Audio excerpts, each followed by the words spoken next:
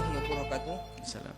Buya, bagaimana hukumnya lomba adu suara burung berkicau? Nah ini kayaknya orang Cirebon, saya lihat di Alapan itu. Perlombaan yang ada di dalam Islam itu sebetulnya para ulama menjelaskan adalah lomba kuda, lomba onta, sama lomba memanah itu. Selebihnya tidak ada lomba di sini.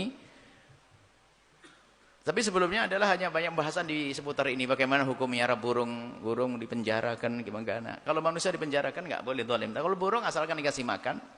Ada kisah pada zaman Nabi dalam hadis Bukhari Muslim, ada seorang anak kecil ya, Abu Umair, saudaranya Sayyidina Anas seibu. Sayyidina Anas punya ibu namanya Ummu Sulaim, punya anak namanya Abu Umair. Nah, jadi dia punya burung.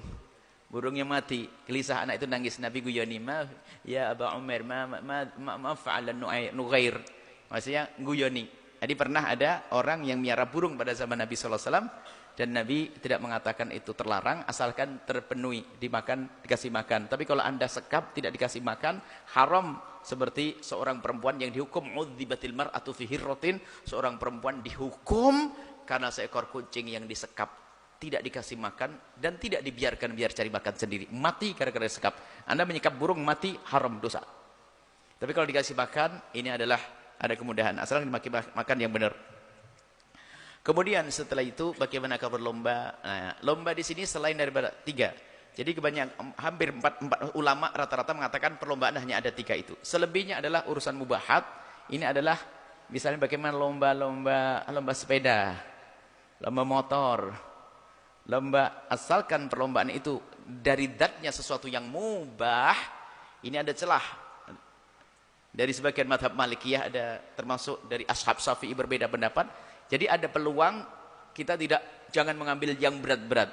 Akan tapi hukum kan masih bisa memilih kita.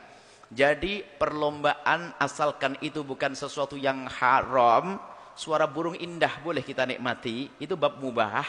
Kemudian keindahan burung merak dan sebagainya, ada bulu dan sebagainya, itu keindahan boleh mata kita menikmati, itu adalah hal yang mubah.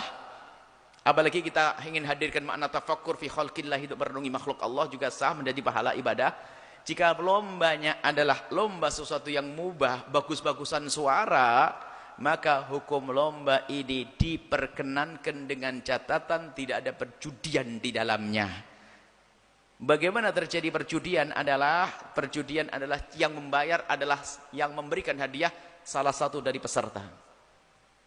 Tapi jika hadiahnya adalah dari yang lain, misalnya pemerintah daerah negeri alam surga membuat satu perlombaan burung yang indah. Saya tidak menyebut di sini.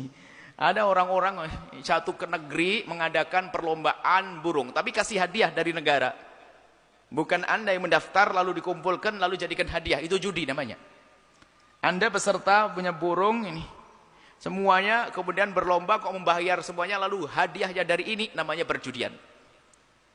Tapi kejihadahnya dia hanya dari orang yang lain, maka itu tidak masuk jenis perjudian. Maka itu adalah hal yang mubah, boleh-boleh saja untuk mendapatkan burung suaranya terbagus, sah. Kemudian jika ternyata pesertanya memang dipungut sesuatu, maka di situ harus ada yang menjadikan muhallil. Muhallil itu adalah yang halal, yang menjadikan halal.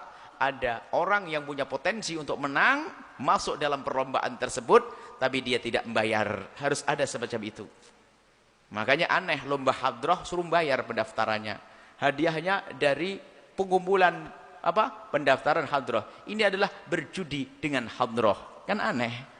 Yang adakan pondok pesantren lagi kadang-kadang. Misalnya, ini mungkin ya karena lupa saja, bukan kiainya yang salah. Yang adakan santri kan belum jadi kiai. Jadi kalau hadiahnya diambil dari pendaftaran itu, maka itu namanya judi.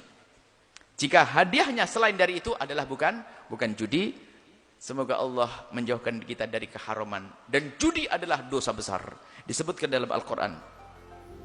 Wallahu a'lam bishawab.